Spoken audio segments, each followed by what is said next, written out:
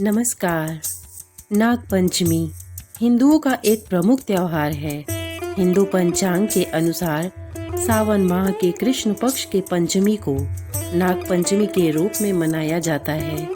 इस दिन नाग देवता या सर्प की पूजा की जाती है और उन्हें दूध से स्नान कराया जाता है, लेकिन कहीं कहीं दूध पिलाने की परंपरा चल पड़ी है। शास्त्रों में नागों को दूध पिलाने को नहीं बल्कि दूध से स्नान कराने को कहा गया है। इस दिन अष्ट नागों की पूजा की जाती है। आज के पावन पर्व पर वाराणसी में नाग कुआं नामक स्थान पर बहुत बड़ा मेला लगता है। कहा जाता है कि इस स्थान पर तक्षक गरुड़ जी के भय से बालक रूप में काशी संस्कृत की शिक्षा लेने हेतु आए, परंतु गरुड़ जी को इसकी जानकारी हो गई और उन्होंने तक्षक पर हमला कर दिया। परंतु अपने गुरु जी के प्रभाव से गरुड़ जी ने तक्षक नाग को अभय दान कर दिया। उसी समय से यहाँ नाग पंचमी के दिन से नाग की पूजा की जाती है। यह मान्यता है कि जो भी नाग पंचमी के दिन यहाँ पूजा अर्चना कर नाग कुआं का दर्शन करता है, उसकी जन्म कुंडली के सर्प दोष का निवारण हो जाता है। नाग पंचमी के ही दिन अनेकों गांव व कस्बों में कुश्ती का आयोजन होता है, जिसमें आसपास के पहलवान भाग लेते हैं। गाय, बैल आदि पशुओं को इस दिन नदी तालाब में ले जाकर नहलाया जाता है। आइए जानते हैं इसकी संस्कृति के बारे में।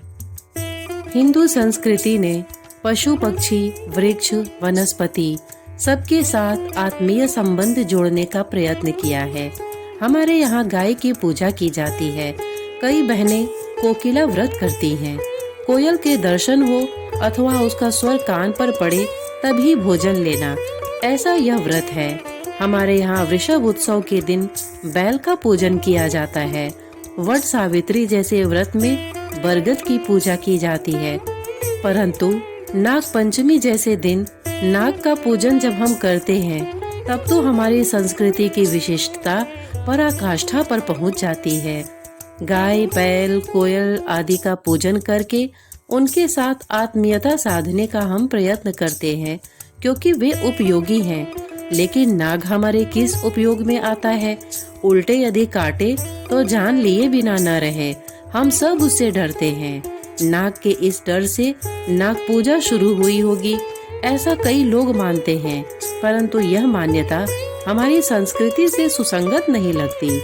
नाग को देव के रूप में स्वीकार करने में आर्यों के हृदय की विशालता का हमें दर्शन होता है। कृण्वन्तो विश्वमार्यम, इस गर्जना के साथ आगे बढ़ते हुए आर्यों को भिन्न भिन्न उपासना करते हुए अनेक समूहों के संपर्क में आना पड़ा। वेदों के प्रभावी विचार उनके पास पहुंचाने के लिए आर्यों को अत्यधिक परिश्रम करना पड़ा। विभिन्न समूहों को उपासना विधि में रहे फर्क के कारण होने वाले विवाद को यदि निकाल दिया जाए तो मानव मात्र वेदों के तेजस्वी और भव्य विचारों को स्वीकार करेगा। इस पर आर्यों की अखंड श्रद्धा थी। इसको सफल बनाने के लिए आर्यों ने अलग अलग पुंजों में चलती विभिन्न देवताओं की पूजा को स्वीकार किया और अलग अलग पुंजों को उन्होंने आत्मसात करके अपने में मिला लिया। इस विभिन्न पूजाओं को स्वीकार करने के कारण ही हमें नाग पूजा प्राप्त हुई होगी, ऐसा लगता है। भारत वर्ष में सर्प पूजन। भारत देश कृषि प्रधान देश है। सांप खेतों का रक्षण करता है, इसलिए उसे क्षेत्रपाल कहते हैं। जीव जंतु, चूहे आदि जो फसल को नुकसान करने वाले तत्व हैं, उनका नाश करके सांप हमारे खेतों को हरा भरा रखता है। सांप हमें कई मूक संदेश भी देता है। सांप के गुण देखने की हमारे पास गुणग्राही और शुभग्राही दृष्टि होनी चाहिए। भगवान दत्तात्रेय की ऐसी शुभ दृष्टि थी, इसलिए ही उन्हें प्रत्येक वस्तु से कुछ न कुछ सीख मिली। सांप सामान्यतः किसी को अकारण नहीं काटता, उसे परेशान करने वाले को या छेड़ने वालों को ही वह डसता है। सांप भी प्रभु का सर्जन है। वह यदि नुकसान किए बिना सरलता से जाता हो तो उसे मारने का हमें कोई अधिकार नहीं है। जब हम उसके प्राण लेने का प्रयत्न करते हैं, तब अपने प्राण बचाने के लिए या अपना जीवन टिकाने के लिए यदि वह हमें डस दे तो उसे दुष्ट कैसे कहा जा सकता है। हमारे प्राण लेने वालों के प्राण लेने का प्रयत्न क्या हम नहीं करते। सांप को सुगंध बहुत ही भाती है। चंपा के पौधे को लिपट कर वह रहता है, या तो चंदन के वृक्ष पर वह निवास करता है, केवड़े के वन में भी वह फिरता रहता है। उसे सुगंध प्रिय लगती है, इसलिए भारतीय संस्कृति को वह प्रिय है। प्रत्येक मानव को जीवन में सद्गुणों की सुगंध आती है, सुविचारों की सुवास आती है।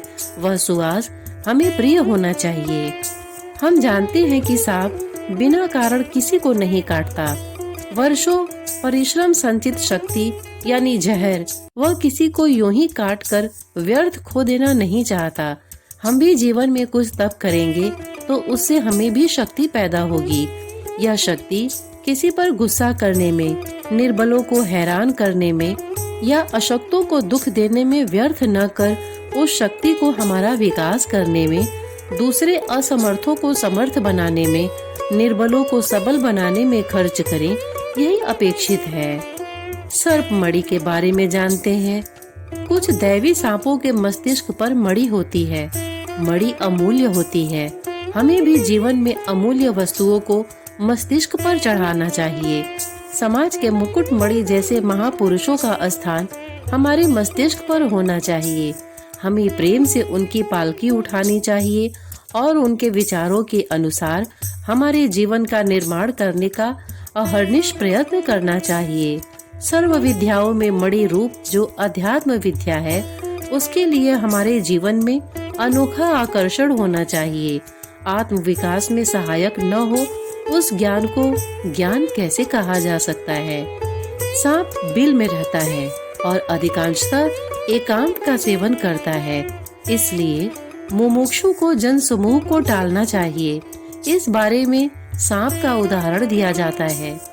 देवदानों द्वारा किए गए समुद्र मंथन में साधन रूप बनकर वासुकी नाग ने दुर्जनों के लिए भी प्रभु कार्य में निमित्त बनने का मार्ग खुला कर दिया है।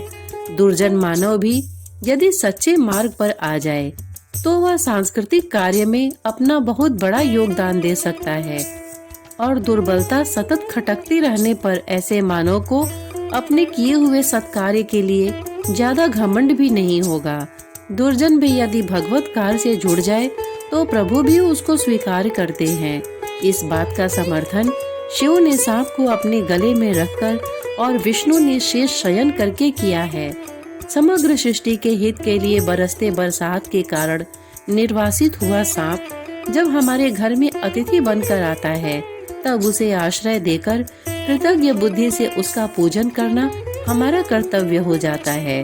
इस तरह नाग पंचमी का उत्सव श्रावण महीने में ही रखकर हमारे ऋषियों ने बहुत ही औचित्य दिखाया है। इसके पूजन विधि क्या है, आइए उसके बारे में जानते हैं। प्रातः उठकर घर की सफाई कर नित्य कर्म से निवृत्त हो जाएं। पश्चात स्नान कर साफ स्वच्छ वस्त्र धारण करें। पूजन के लिए सेवई, चावल आदि ताजा भोजन बनाएं। कुछ भागों में नाग पंचमी से एक दिन पहले भोजन बनाकर रख लिया जाता है और नाग पंचमी के दिन बासी खाना खाया जाता है। इसके बाद दीवार पर गेरू पोतकर पूजन का स्थान बनाया जाता है। फिर कच्चे दूध में कोयला घिसकर उससे गेरू पुती दीवार पर घर जैसा बनाते हैं और उसमें अनेक नागदेवों की आकृति बनाते हैं। कुछ जगहों पर सोने, चांदी, काठ व मिट्टी की कलम तथा हल्दी व चंदन की स्याही से अथवा गोबर से घर के मुख्य दरवाजे के दोनों बगलों में 5 फन वाले नागदेव अंकित कर पूजते हैं। सर्वप्रथम नागों की बाम्बी में एक कटोरी दूध चढ़ा आते हैं और फिर दीवार पर बनाए गए नाग देवता की दही, दूर्वा, कुशा, गंध, अक्षत, पुष्प, जल, कच्चा दूध, रोली और चावल आदि से पूजन कर सेवई व मिष्ठान से उनका भोग लगाते हैं। नाग पंचमी के दिन क्या करना चाहिए? इस दिन नाग देव का दर्शन अवश्य करना चाहिए। बाम्बी की अर्थात नाग देव जहाँ रहते हैं उस स्थान की पूजा करनी चाहिए। नागदेव की सुगंधित पुष्प व चंदन से ही पूजा करनी चाहिए, क्योंकि नागदेव को सुगंध प्रिय है। ओम कुरु कुल्ये होम फट स्वाहा का जाप करने से सर्प विष दूर होता है। इसके पश्चात आरती कर कथा श्रवण करना चाहिए। आइए जानते हैं नाग पंचमी की कथा के बारे में। प्राचीन काल में एक सेठ जी के 7 पुत्र थे। सातों के विवाह हो चुके थे। सबसे छोटे पुत्र की पत्नी श्रेष्ठ चरित्र की विदुषी और सुशील थी, परंतु उसके भाई नहीं था। एक दिन बड़ी बहू ने घर लीपने को पीली मिट्टी लाने के लिए सभी बहुओं को साथ चलने के लिए कहा, तो सभी डलिया और खुरपी लेकर मिट्टी खोदने लगी। तभी वहाँ एक सर्प निकला, जिसे बड़ी बहू खुरपी से मारने लगी। यह देखकर छोटी बहू ने उसे रोकते हुए कहा, मत मारो इसे, यह बेचारा निरपराध है। यह सुनकर बड़ी बहू ने उसे नहीं मारा। तब सर्प एक ओर जाकर बैठ गया। तब छोटी बहू ने उससे कहा, हम अभी लौट कर आती हैं, तुम यहाँ से जाना मत। ये कहकर वह सबके साथ मिट्टी लेकर घर चली गई और वहाँ कामकाज में फंसकर सर्प से जो वादा किया था उसे भूल गई। उसे दूसरे दिन वह बात याद आई तो सबको साथ लेकर वहाँ पहुँची और सर्प को उस स्थान पर बैठा देखकर बोली, सर्प भैया नमस्कार। सर्प ने कहा, तू भैया कह चुकी है इसलिए तुझे छोड़ देता हूँ, नहीं तो झूठी बात कहने के कारण तुझे अभी डस लेता। वो बोली, भैया मुझसे गलती हो गई, उसकी क्षमा मांगती हूँ। तब सर्प बोला, अच्छा तू आज से मेरी बहन हुई और मैं तेरा भाई हुआ, तुझे जो मांगना है मांग ले। वह बोली, भैया मेरा कोई नहीं है, अच्छा हुआ जो तू मेरा भाई बन गया। कुछ दिन व्यतीत होने पर वह सर्प मनुष्य का रूप रखकर उसके घर आया और बोला कि मेरी बहन को भेज दो। सबने कहा कि इसके तो कोई भाई नहीं था, तो वह बोला, मैं दूर के रिश्ते में इसका भाई हूँ, बचपन में ही बाहर चला गया था।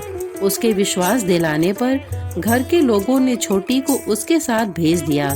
उसने मार्ग में बताया कि मैं वही सर्प हूँ, इसलिए तू डरना नहीं और जहाँ चलने में कठिनाई हो वहाँ मेरी पूंछ पकड़ लेना। उसने कहे अनुसार ही किया और इस प्रकार वो उसके घर पहुँच गई। वहाँ की धन ऐश्वर्य को देखकर वह चकित हो गई। एक दिन सर्प की माता ने उससे कहा, मैं एक काम से बाहर जा रही हूँ, तू अपने भाई को ठंडा दूध पिला देना। उसे ये बात ध्यान न रही और उसने गर्म दूध पिला दिया, जिससे उसका मुंह बेतरह जल गया। यह देखकर सर्प की माता बहुत क्रोधित हुई, परंतु सर्प के समझाने पर चुप हो गई। तब सर्प ने कहा कि बहन को अब उसके घर भेज देना चाहिए।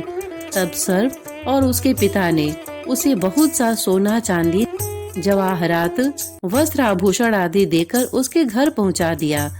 इतना ढेर सारा धन देखकर बड़ी बहू ने ईर्ष्या से कहा, भाई तो बड़ा धनवान है, तुझे तो उससे और भी धन लाना चाहिए। सर्प ने यह वचन सुना तो सब वस्तुएं सोने की लाकर दे दी। यह देखकर बड़ी बहू ने कहा, इन्हें झाड़ने की झाड़ू भी सोने की होनी चाहिए। तब सर्प ने झाड़ू भी सोने की लाकर रख दी।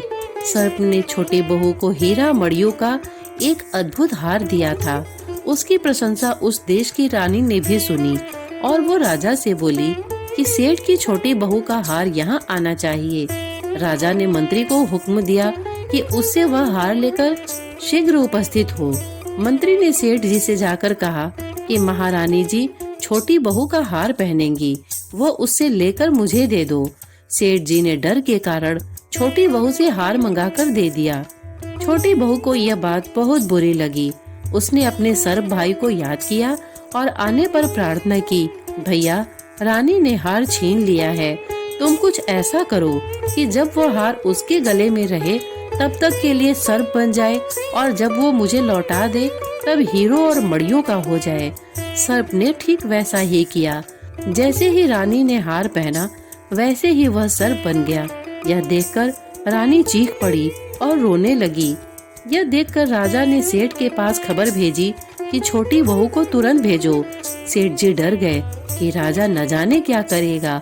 वे स्वयं छोटी बहू को साथ लेकर उपस्थित हुए। राजा ने छोटी बहू से पूछा, तूने क्या जादू किया है? मैं तुझे दंड दूंगा। छोटी बहू बोली, राजन, धृष्टता क्षमा कीजिए।